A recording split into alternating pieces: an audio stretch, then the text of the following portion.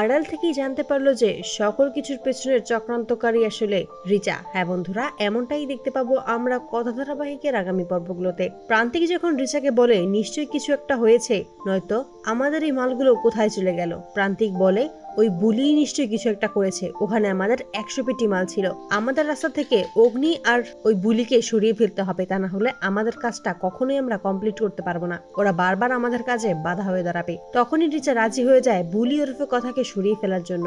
কথা যখন তার নিজের ঘরে আসে তখন অগ্নির কথায় ভাবতে থাকে, ঠিক মুহূর্তেই সেখানে অগ্নি এসে হাজির হয়। কথাকে দেখে অগ্নি ভাবে যে এটাই সেই সুযোগ, এখনো অন্যমনস্ক আছে, আর এখনই যদি আমি ওর নাম ধরে ডাকি তাহলে নিশ্চয়ই মুখ ফসকে সকল সত্যি আমাকে বলে দেবে। তখনই অগ্নি কথা বলে ডাকে, নিজের নাম শুনেই চমকে যায় কথা, ভাবতে থাকে অগ্নি সকল সত্যি জেনে গেল কিনা। কথা অগ্নির কাছে এসে বলে, এই নামে আমাকে কেন ডাকছেন ভালো সাহেব, আমি তো বলছি আমি বুলি, আমি কথা নই। অগ্নি বলে, তাহলে তুমি এই ঘরে কি করছিলে, তোমাকে তো আমি বারবার বলেছি আমার পারমিশন ছাড়া তুমি এই ঘরে আসবে না, তাহলে কেন তুমি এই ঘরে এসেছো। বুলি তখন বলে, আমি আপনার ঘরে আর কখনোই আসবো না, আমার ভুল হয়েছে, এ বলেই এখান থেকে বেরিয়ে যায়। বাইরে এসে ভাবতে থাকে, একটুর জন্য ধরা পড়ে যাচ্ছিলাম পাচক মশাইয়ের কাছে, এখন থেকে আমাকে কন্ট্রোল করতে হবে, পাচক মশাইয়ের সামনে নিজেকে আর দুর্বল করলে চলবে না। তখনই দেখতে পায় রিচা কারোর সাথে কথা বলছে, কাছে এসে শুনতে পায় যে বলছে আমি এক্ষুনি তোমার কাছে আসছি। কথা ভাবে এটাই সুযোগ, এই সুযোগে রিচাকে ফলো করে। রিচাকে ফলো করে জানতে পারে